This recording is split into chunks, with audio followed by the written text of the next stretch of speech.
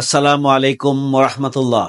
আজ ফিলিস্তিনের আকাশে শুধুই ধোঁয়ার কুণ্ডলী, আর রক্তে রঞ্জিত হচ্ছে আল আকসার পবিত্র ভূমি। ঝড়ো হাওয়ায় শুকনো পাতা যেভাবে উড়ে যায়, বোমার আঘাতে ফিলিস্তিনের মানুষ সেভাবেই উড়ে যাচ্ছে। এই দৃশ্য দেখেছে পুরো বিশ্ব।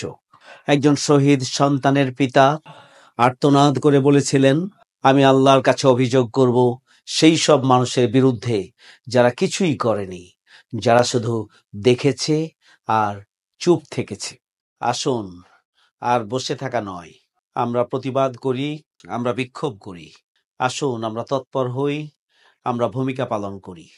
প্যালেস্টাইন সলিডারিটি মুভমেন্টের পক্ষ থেকে মার্চ ফর গাজা আয়োজন করা হয়েছে।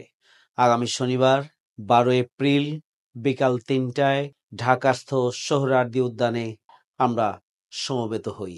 ঈমান এবং মানবিকতার দাবিতে আমরা নিজ নিজ অবস্থান থেকে সবাই চলে আসি সোহরাওয়ার্দী উদ্যানে।